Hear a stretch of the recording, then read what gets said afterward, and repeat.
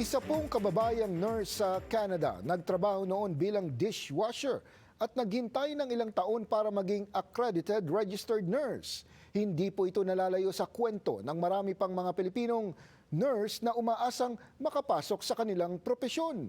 Narito po ang ikalawa at huling bahagi ng Omni Filipino Special Report na pinamagatang Scrubs in Waiting. Nagtapos at nagtrabaho bilang nurse sa Pilipinas. Pero pagdating dito sa Canada, iba-ibang trabaho na ang kanilang kinukuha habang sila'y umaasang kikilalanin din ng probinsya bilang isang nurse. Pero ano nga ba ang posibleng epekto nito sa kanila? At paano nga ba ito inaaksyonan ng decision makers?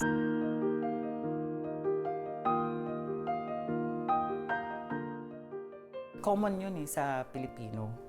Diba, na magkaroon tayo ng magandang buhay, na mabibili natin yung gusto natin, masusuportahan natin mga magulang natin, mga kapatid. Unang-unang trabaho ko dito sa Canada dishwasher, nanlumho ako.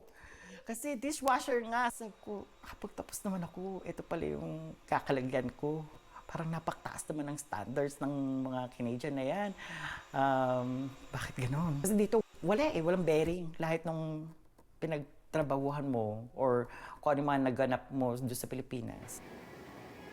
Ano po yung posibleng epekto ng mga ganitong sitwasyon sa mental health ng mga IENs po? Iba-iba yung posibleng epekto. Ginagawa natin ang isang trabaho dahil kadalasan gusto natin yun. Nasa profession sila ng pagiging nurse kasi ginusto nilang maging nurse. Kadalasan, that's embedded in their identity. So kapag pumasok ka sa isang trabaho na hindi siya sang-ayon dun sa iyong identity or sa iyong ginugusto or sa iyong training, syempre nagkakaroon ng internal conflict yun.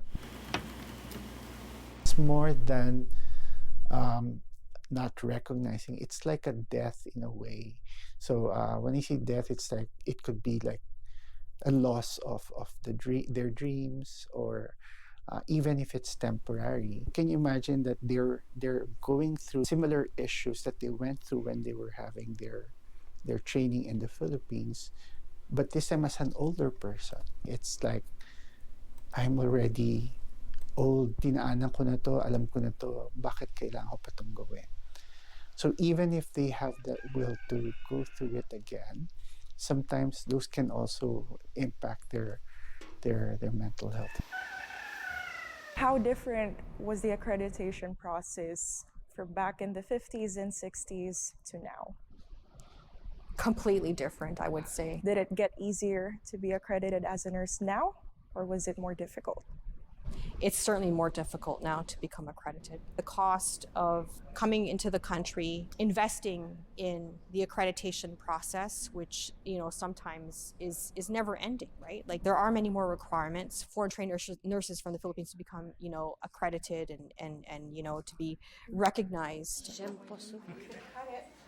CNO's purpose is to protect the public. Anyone who wishes to become a nurse in Ontario must register with the College of Nurses of Ontario, and they do this by meeting 8 registration requirements.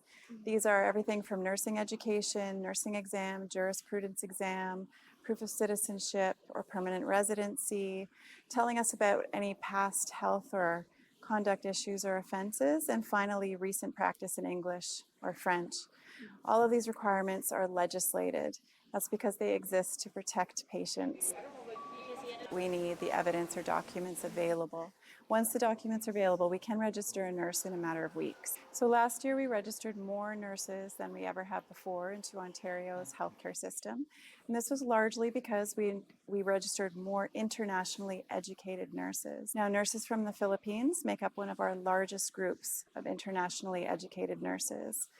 Currently, to date, for 2024, we've registered 12,000 new nurses into the system, and about 5,000 of those are internationally educated. About 30% of the 5,000 are from the Philippines.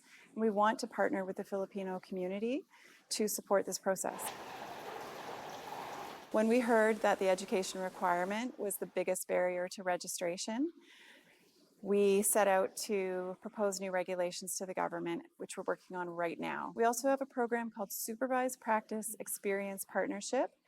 This program enables an applicant to meet 2 of the registration requirements while going through a work experience.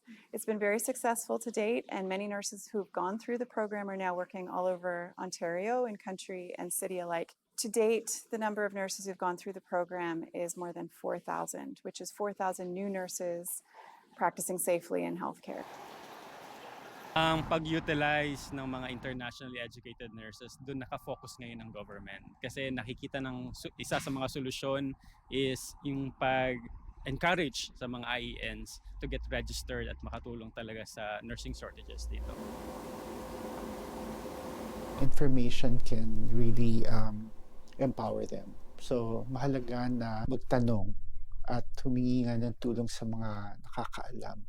At iwasan din yung paghingi ng tulong sa mga sources na hindi makakatulong, katulad ng pag-asa sa social media halimbawa. What's important is how you make use of your time. After 5 years, ano yung pakiramdam na nakuha mo na? Rewarding kasi syempre marami ng opportunity. Ang dami nang tumatawag sa'yo. So minsan nga, binibiro ko yung boss ko kasi license nga ako sa New York. So minsan yung mga talent scout ng New York, tatawag sa'yo, mag-email sa'yo, mag-offer. Sabi sa'yo, bibigyan ka ng 20,000 na just signing bonus. Kukunin mo? Hindi.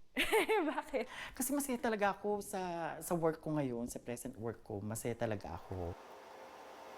Mabait yung mga co-worker ko, yung doktor na pinagsisilbihan ko, okay. Saka yung mga pasyente ko, okay. So, ano pa yung hanapin ko? Kasi bilang nurse, yung unang consideration mo eh. Alam mo, Teresa, ang describe ko sa work ko, para lang ako nasa playground. Intense siya, pero masaya ka. Alam mo yun, yung nandun yung feelings mo na nagtatawanan kayo ng pasyente, may ginagawa kang para matulungan yung pasyente. In the same time, kumikita ka. Ano yung naiisip mo para sa ibang internationally educated nurses na hanggang ngayon nag-aantay pa rin na maka-receive ng accreditation? Mula nung April hanggang ngayon, nagkaroon naman ng mga changes. No? Luckily, but na lang, hindi nyo na may experience yung na-experience ko. Believe on your dreams. Hoping na ma-achieve nyo yung goal nyo or yung dreams nyo dito sa Canada. It's worth it. It's worth it. You know, I have a better life now. Tons of opportunities. So, ikaw na lang talaga yung magde-decide na kung saan mong gusto mong path. Nasa puso yan. No, hindi yan sa title. Kasi maraming nurse, just the title itself. Pero tayo mga Pilipino, well-known tayo sa pag-aalaga talaga. Yung parang kung paano natin makipagsalamuha sa mga kapwa nurse or sa other healthcare discipline, saka yung sa mga pasyente. Nag-outstanding talaga yung mga Filipino nurse. Mahigit 5 buwan na ngayong nagtatrabaho si Emil bilang isang registered nurse sa isang clinic dito sa Ontario.